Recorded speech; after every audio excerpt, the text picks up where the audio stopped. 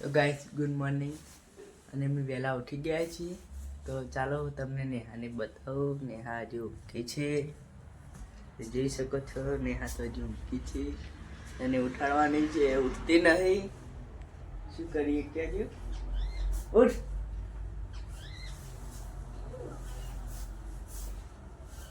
ઉઠાવા blog ચાલુ વહેલા વહેલા.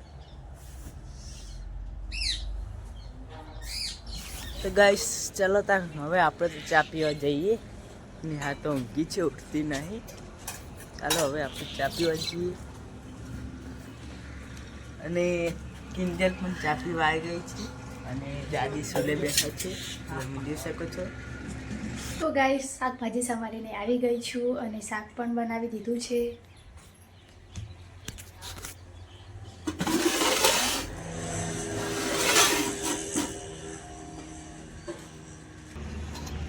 અને પીકુની મમ્મી લોટ બોધે છે અને વિશાલ બેઠો છે.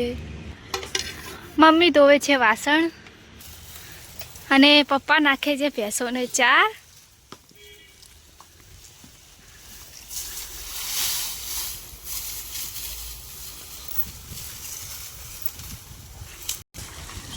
શંભુ કાકા પાણીનો વજ સાફ કરી રહ્યા છે.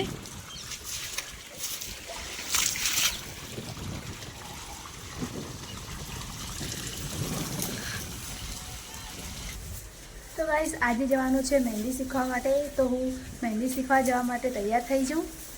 તો ગાઈસ તૈયાર થઈને આવી ગઈ છું. આજે મહેંદી શીખવા માટે જવાનું છે અને કિંજલને પણ સ્કૂલ જવાનું છે. તો કિંજલ પણ તૈયાર થઈ ગઈ છે, એને સ્કૂલ જવાનું છે. તો મળીએ સાંજે. ગાઈસ મહેંદી શીખવા જઈને આવી છું અને હવે સાંજનું જમવાનું બનાવશું. તો ચલો હવે આપણે બટાકા લેવા જઈએ.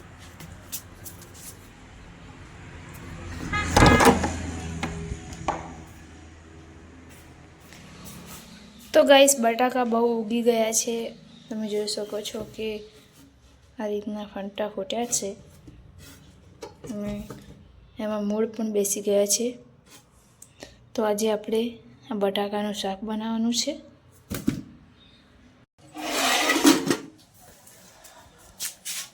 અને અમારા પરવીનભાઈ આવ્યા છે. ગાઈસ આજે ઠંડી બહુ છે તો બધા તાપણું કરીને બેઠા છે. તો અહીંયા બધા તાપે છે. તો ગાઈસ બહુ ઠંડી છે, તો ચલો તાપવા.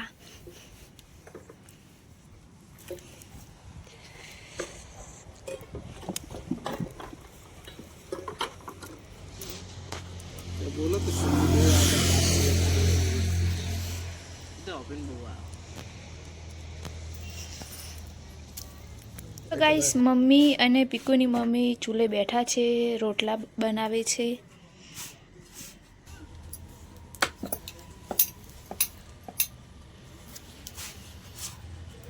ગાઈસ હવે બધા જમવા બેઠા છે. અહીંયા દાદી પણ જમે છે. ચલો તો હું પણ જમી લઉં.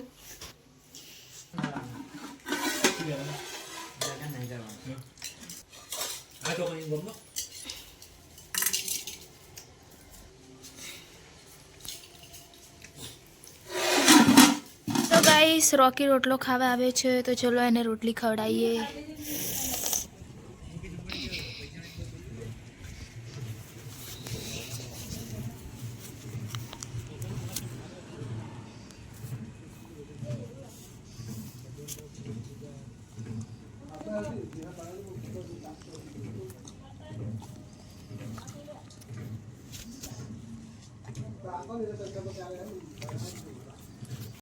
તો ગાઈસ રાત બહુ થઈ ગઈ છે, તો હવે બ્લોગને કરીએ એન્ડ. તો ચેનલમાં નવા હોય તો લાઈક કરજો, શેર કરજો અને સબસ્ક્રાઈબ કરજો. Thank you.